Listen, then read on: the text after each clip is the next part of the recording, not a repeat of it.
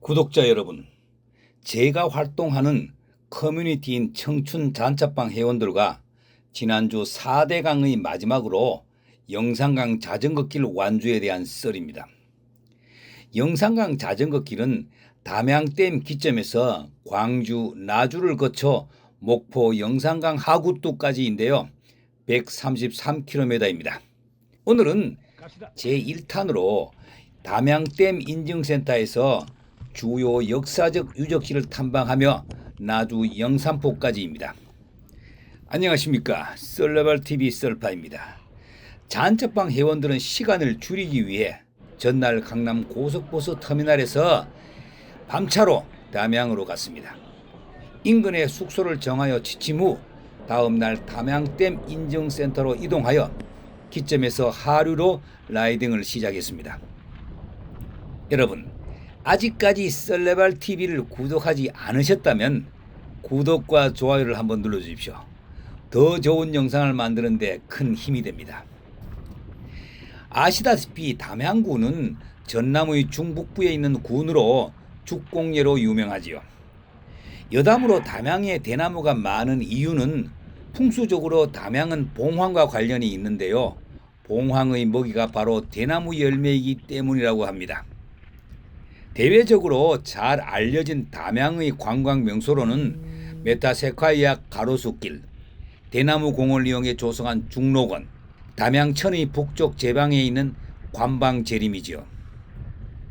출발 기점인 담양댐 인증센터에서 파이팅하며 출발하여 두 번째 메타세콰이아 길 인증센터까지 신나게 달렸습니다. 메타세콰이아, 발음이 좀 어렵고 외워지지 않은 이름이지요. 메타세콰이아는 미국과 뉴질랜드가 고향인 나무로 최대 100m 넘게 자라는 거목입니다. 1956년 우리나라에 첫 수입된 메타세콰이아는 이후 조경수, 가로수로 활용되었습니다. 나무가 자라는 속도가 빠른 속성수라는 점도 인기의 원인 중의 하나였을 것입니다. 그 메타세콰이아가 담양의 명물이 된 결정적인 역할을 한 사람은 1972년 당시 담양 군수를 지낸 김땡땡 씨였다고 합니다. 그는 담양 군청에서 금성면 원율 삼거리로 이어진 5km 구간에 메타세콰이아를 심은 것이 계기가 되었지요. 그 후 담양의 주로 도로에 같은 나무를 꾸준히 식재하여 담양이 메타세콰이아 도시로 발전하는 기틀이 마련되었습니다. 라이딩 중 일부러 관방재림 뚝방 흙길로 접어들었습니다. 관방재림은 관에서 조성한 제방의 숲이라는 의미라고 합니다. 담양읍을 감돌아 흐르는 담양천의 북쪽 언덕에 따라 관방재림이 조성되어 있지요.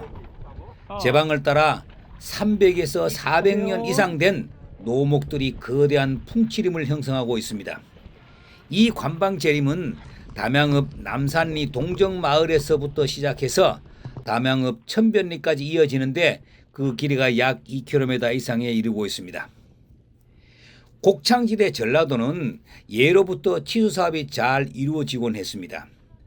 담양 일대가 홍수 때마다 물바다를 이루자 담양을 관통하는 영산강을 정비하고 뚝을 쌓았으며 방죽길 주변에 나무를 심어 제방의 근육을 단단히 만들었다고 합니다.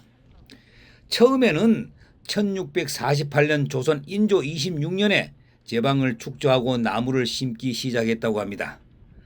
더욱 튼튼해진 것은 철종 때였는데요. 그는 제방을 더 높였고 아예 주변에 숲을 조성해 버렸습니다. 관방재림이 오늘날 담양의 여행 명물이 된 이유는 다양한 수종 덕분입니다. 보통 방죽길 나무 하면 단일 수종을 상상하게 되지요. 그런데 관방재림은 뿌조나무, 느티나무, 팽나무, 음나무, 서나무, 벚나무, 단풍나무 등 다양한 약 420여 그루가 자라고 있습니다. 나무들이 크기도 각각이라 어떤 나무는 둘레가 5m가 넘고 일부 나무는 1m 남짓합니다. 이런 다양성 때문에 관방재림은 더없이 아름다운 산책로로 사랑을 받게 되었습니다.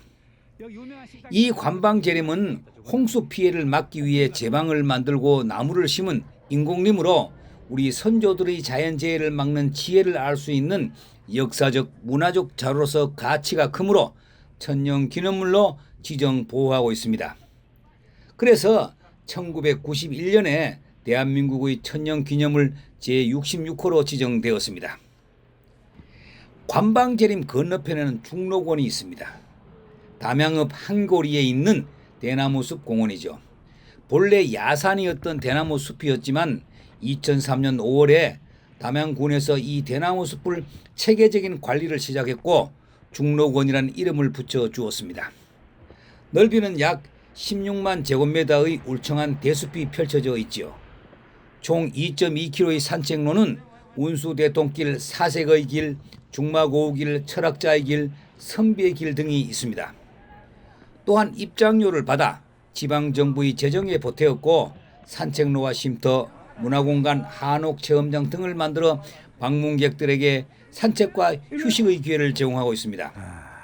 이처럼 담양은 축공예 용품 시장보다 오히려 대나무, 대숲 자체가 전국을 아우르는 특화된 명품이 되어 관광객들을 끌어모으고 있습니다. 대숲은 담양군에서 직접 관리하여 인프라를 구축하였으며 상인들은 그 지역에 적절한 상업공간을 만들어 관광객과 시민들이 자연스럽게 이곳을 찾게 되었습니다. 담양에서만 할 수 있는 중림욕은 산림욕보다 훨씬 좋다고 합니다.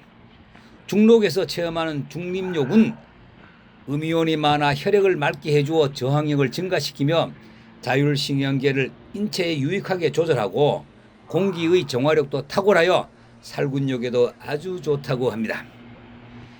자, 중록을 뒤로 하고 계속 질주하여 광주시계 인근 담양 대나무숲 인증센터에 도착했습니다.